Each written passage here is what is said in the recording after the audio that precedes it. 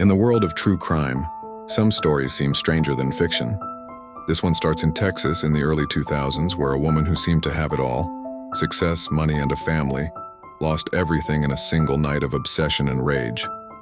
Clara Harris was a respected dentist. She built her career in Houston, owned multiple clinics, and lived a life many would envy. She was married to David Harris, also a dentist, and together they were known as a power couple. Outwardly, everything looked perfect, but under the surface, jealousy and suspicion were growing. Clara discovered that David was having an affair with his receptionist, Gail Bridges. For Clara, this wasn't just betrayal, it became an obsession. She hired private investigators to track her husband's every move. She couldn't let it go. Every detail she learned drove her deeper into anger, pain, and desperation.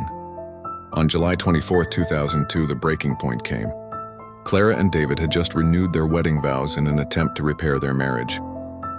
But only weeks later, the private investigator confirmed what she already feared. David was at a hotel with his mistress.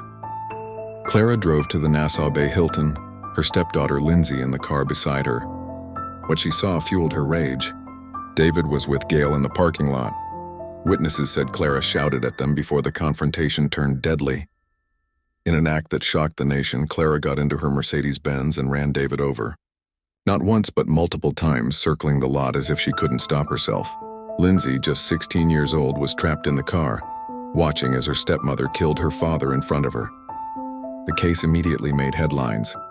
A wealthy professional woman, successful in her own right, now stood accused of a brutal and very public murder.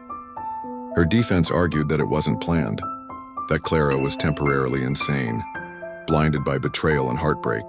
But prosecutors painted a very different picture. A woman so obsessed with control and vengeance that she turned her luxury car into a murder weapon. The trial gripped audiences across America. Was Clara a scorned wife who snapped in the heat of the moment, or was she coldly calculating her revenge? The parking lot surveillance video showed everything, and it was impossible to ignore.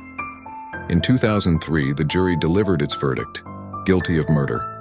Clara Harris was sentenced to 20 years in prison, a punishment many thought was surprisingly light, given the brutality and public nature of the crime. She served 15 years before being released in 2018. When she walked free, people were divided. Some saw her as a tragic figure, a woman undone by love, betrayal, and obsession. Others saw her as a killer who used her wealth and influence to avoid a harsher sentence. The story of Clara Harris remains one of the most infamous examples of how jealousy can turn into obsession, and obsession into murder.